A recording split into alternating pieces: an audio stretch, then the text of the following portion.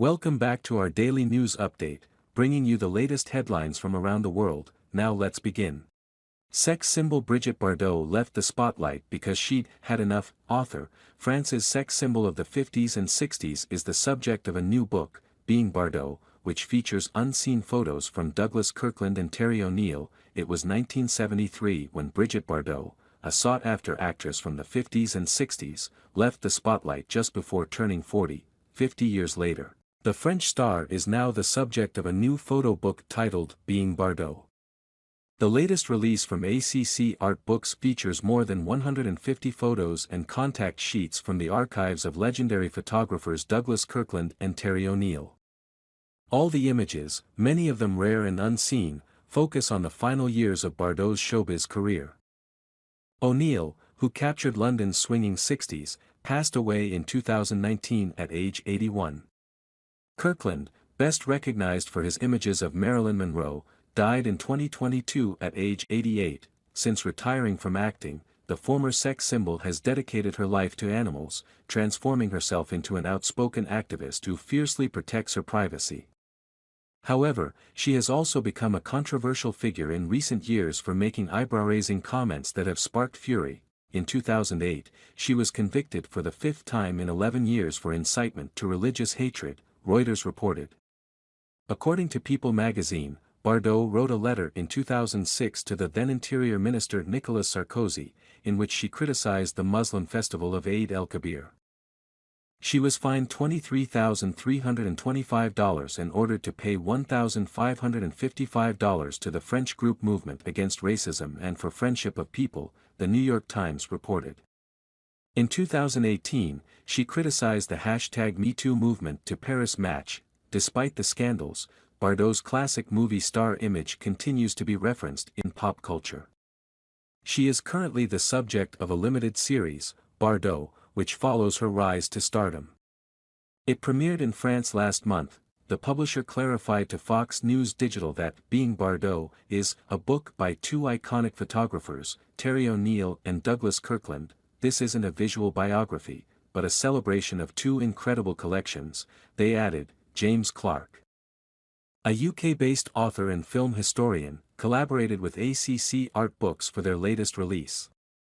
He told Fox News Digital that the book, part of an ongoing series dedicated to classic stars, aims to analyze how O'Neill and Kirkland captured Bardot's image in the later years before she retired. Past book subjects have included Paul Newman, Michael Caine, Audrey Hepburn and Elizabeth Taylor, among others. It's a wonderful opportunity to look back at the careers of a number of movie stars, but also understand how these photographers contributed to their image, he explained.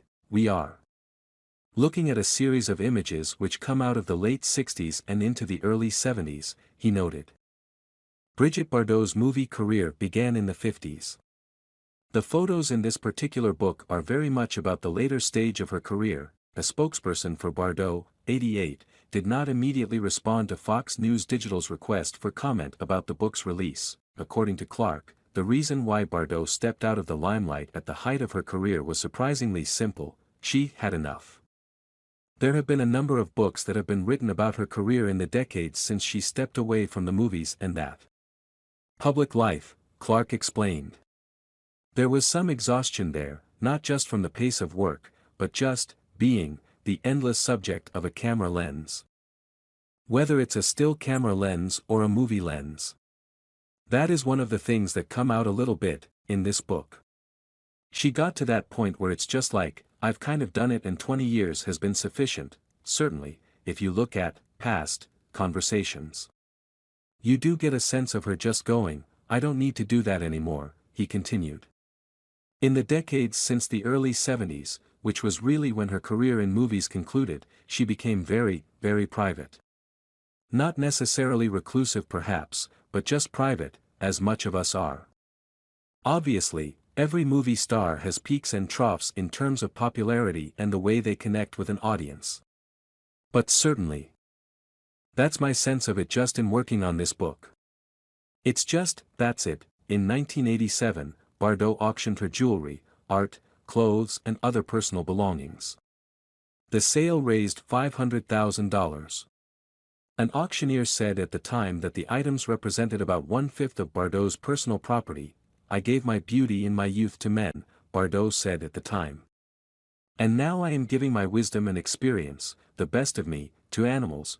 Bardot rose to international fame following the 1956 film, And God Created Woman. Scenes of Bardot dancing on tabletops in the buff sparked scandal, and she was hailed as one of the world's most desirable women. She made 48 films, recorded dozens of songs and had a slew of lovers. Reuters reported, her memoir was published in 1996. In it, she wrote of her 3 failed marriages, as well as numerous encounters with familiar faces, like Warren Beatty, Pablo Picasso, Marlon Brando and French screen idol Alain Delon, among others. When you do look through the timeline of her career, it was an intense experience, all the fame and fortune, said Clark. I think she put it very bluntly in a sense, had enough. There's a more elegant way to put it, but I think that does come through. You know, the feeling of, that's it. Certainly, we've got these images from late in her career. Maybe some of that comes through these photographs, in many of the images. You see that playfulness, he shared. She knew how to work with the camera. But then, some images are much less playful. Just more somber. In 2012, Bardot spoke of her exit to Vogue. I was literally crushed by celebrity, she said at the time. No one can imagine how awful it was. A nightmare. I just couldn't live like that anymore. When asked by Vogue if she considered returning to films, Bardot replied, certainly not. I quit the films when I was 38 because I'd had it up to here, so I have no desire to go back, she explained. According to the outlet, Bardot vividly remembered the moment when she decided to give it all up. We were shooting a medieval romp set in Périgord. Called Collinat Trousse Chemise by Nina Companys, Bardot explained. One day, I saw an old lady holding a little goat on a lead. Obviously, I went up to her to stroke the kid, and there and then, the old lady told me that she hoped we would have finished the scene that evening, because the following Sunday, the kid was going to be spit roasted to celebrate her grandson's first communion. I was terribly upset, and I bought the kid off her. I put it in my trailer and, that evening, I went back to my 5-star hotel in Sarlat with my little goat. If they hadn't let me in, I would have slept outside with her. Nobody dared say anything to me. So, of course, she and a little dog I had just adopted all slept together. In my bed, I've always loved and protected animals, she continued. When I was little, I wanted to live on a farm. The story of the little goat made me very angry about people's cruelty to animals. How could anybody eat such an adorable little animal? Along with that, I could see myself in my dressing room with my pointy headdresses and frilly petticoats, this incredible gear. And I wondered what I thought I was doing. Was that how I was going to grow old in the cinema? Just as I was starting to feel that I really wanted to give it all up. During dinner with the film crew, I told them that this film would be my last. There were some reporters from France who were eating with us. They were all wondering if I hadn't had too much to drink. They must have thought that I'd get over it. But it was over.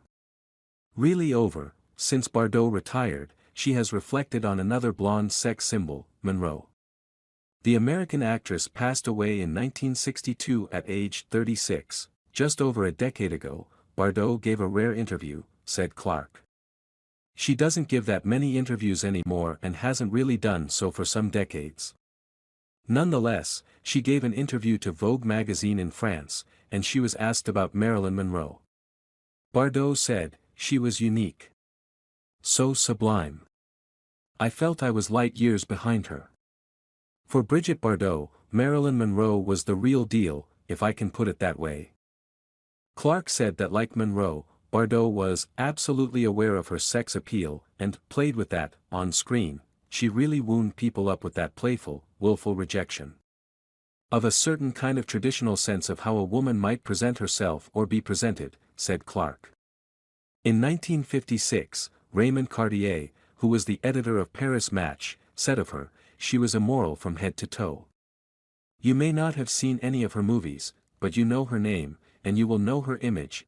Clark hopes that when readers look at the images featured in the book, they'll admire the talents of Kirkland and O'Neill, two prominent figures in photography who've dedicated their careers to capturing the different, often overlooked sides of Hollywood stars. That's the thing that makes me really fascinated by these images, said Clark. They're private, and yet not intrusive. Subscribe to my YouTube news channel now. Providing accurate and reliable information on the latest hot events. Join the community for exchanging opinions and learning from each other.